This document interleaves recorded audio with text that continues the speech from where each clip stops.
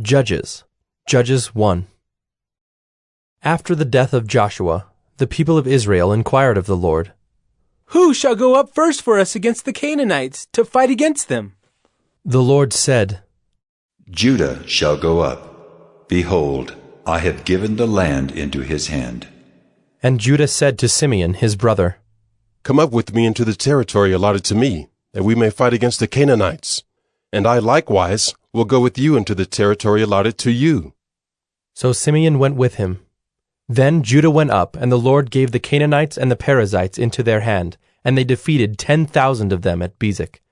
They found Adoni-Bezek at Bezek, and fought against him, and defeated the Canaanites and the Perizzites. Adoni-Bezek fled, but they pursued him, and caught him, and cut off his thumbs and his big toes.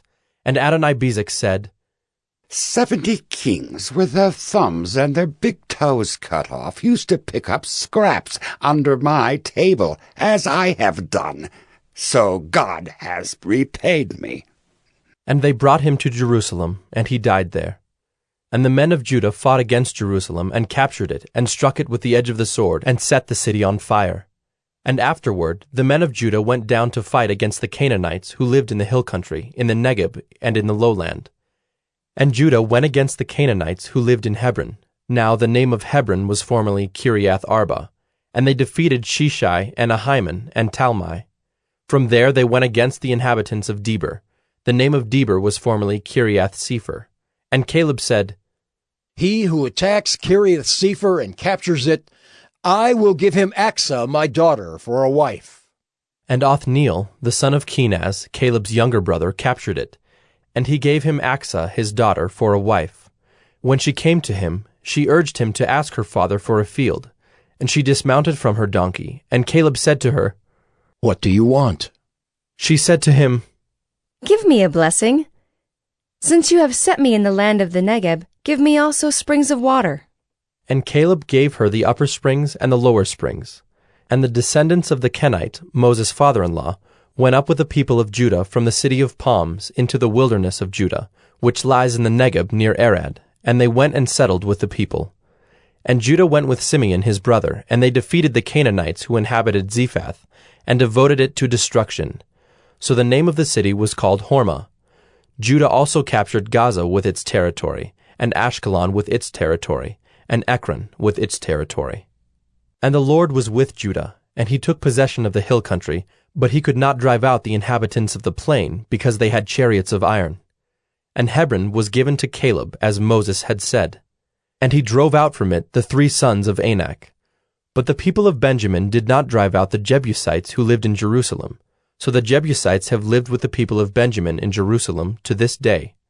The house of Joseph also went up against Bethel, and the Lord was with them. And the house of Joseph scouted out Bethel. Now the name of the city was formerly Luz. And the spies saw a man coming out of the city, and they said to him, Please show us the way into the city, and we will deal kindly with you. And he showed them the way into the city. And they struck the city with the edge of the sword, but they let the man and all his family go. And the man went to the land of the Hittites, and built a city, and called its name Luz. That is its name to this day. Manasseh did not drive out the inhabitants of Bethshean and its villages, or Taanach and its villages, or the inhabitants of Dor and its villages, or the inhabitants of Ibleam and its villages, or the inhabitants of Megiddo and its villages, for the Canaanites persisted in dwelling in that land.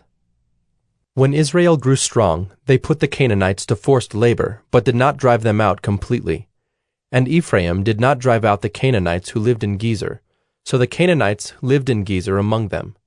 Zebulun did not drive out the inhabitants of Kitron, or the inhabitants of Nahalal, so the Canaanites lived among them, but became subject to forced labor.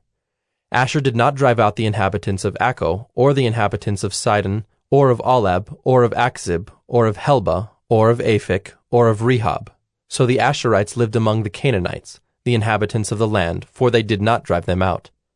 Naphtali did not drive out the inhabitants of Beth-Shemesh, or the inhabitants of Beth-Anath, so they lived among the Canaanites, the inhabitants of the land. Nevertheless, the inhabitants of Beth-Shemesh and of Beth-Anath became subject to forced labor for them. The Amorites pressed the people of Dan back into the hill country, for they did not allow them to come down to the plain. The Amorites persisted in dwelling in Mount Heres, in Ajalon, and in Shaalbim, but the hand of the house of Joseph rested heavily on them, and they became subject to forced labor. And the border of the Amorites ran from the ascent of Akrabim, from Selah and upward.